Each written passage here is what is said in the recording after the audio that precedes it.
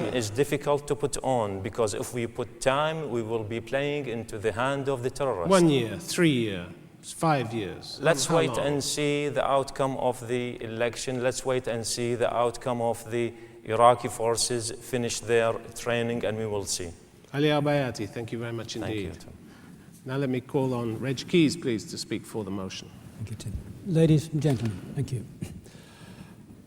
We hear talk of a war with Iraq. From my perspective, it's never been a war. Saddam didn't want to go to war with Britain or America. It was an unlawful invasion and occupation of a sovereign state. We hear the word democracy used on this platform. It was never about giving Iraq a democracy. In February 2003, Tony Blair, the Prime Minister, made a speech to the House, and he actually said that Saddam Hussein can stay in power, he can take a final option and stay in power if he hands over his weapons of mass destruction. And I add, weapons of mass destruction he did not have. He also misled Parliament with such quotes as, evidence gathered over 4 years was extensive, detailed and authoritative. Weapons could be deployed against UK interests in 45 minutes. The programme being active, detailed, growing, up and running now. My son died believing Iraq had weapons of mass destruction. That is difficult to come to terms with. So where do we go from here? We have Iraq on the brink of turmoil. No exit strategy was in place for withdrawal of troops. In Parliament, there was debate, a total debated time of 700 hours over fox hunting. 700 hours about killing foxes. The total debating time given to go into war with Iraq, war in inverted commas, and mass killing of people, tens of thousands of innocent Iraqi civilians, British troops, American troops, 7 hours. 700 for fox hunting, 7 for war. I would say a phased withdrawal of coalition forces will be the soothing balm of reason. We have to break this spiral of violence. We have Iraqi killing Iraqi. We have UK forces, American forces killing Iraqis. We have Iraqis killing coalition forces. Somebody has to blink first.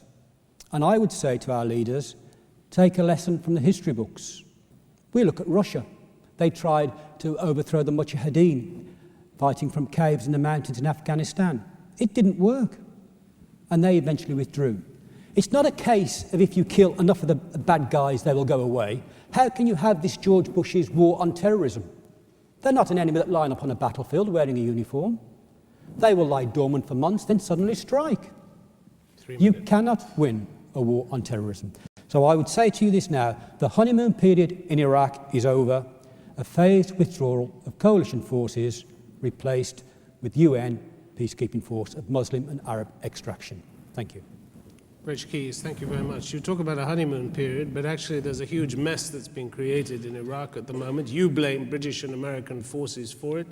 Is the right thing to do to create a mess and then get up and leave them to sort it out by themselves? Yes, because the longer they stay there, then the longer the attacks on the coalition will go on. People that are assisting the coalition forces will be targeted as insurgents. My son died in a police station where there were 50 armed Iraqi police who fled for their lives because they would have been killed alongside the 6 Royal Military Policemen as collaborators. So if you take out the coalition forces, there's nobody to collaborate with. And hopefully Iraq will start to heal herself. And what about the Iraqis killing Iraqis? What then? Well, who helps them with that particular? Because they're the majority of casualties. Well, you will get that because a lot of the Iraqis are killing Iraqis because they see them as collaborators. There's no magic answer here. There's no panacea for these ills. But ultimately, Iraq will have to sort her own problems. The longer the coalition stay there, the more it will exacerbate the hostilities. Do you really think elections would have taken place in Iraq if the troops hadn't secured a modicum of safety for voters? Without providing security for the elections, which could have been provided by the Arab League of Nations. They could have provided the security. But they didn't want to, did they? No, but were they asked? Were they invited to get involved around the table? Well, I'll go along with that then. But no, yes, it's a good thing that the security has been provided, but once the elections are over, let's set a date for a phased withdrawal. Reg Keys, thank you very Thank you, much. Tim. Now let me call on Professor Raymond Tanter to speak against the motion, please. Thank you very much, Tim. Iraq is not in a political vacuum. You have Syria in the west, you have Iran in the east, you have Turkey in the north, and you have Saudi Arabia in the south. Now, a US-led regime change in Baghdad helped to create this political vacuum. Now, it doesn't matter who's right or wrong with respect to how we got into this war. We're there now.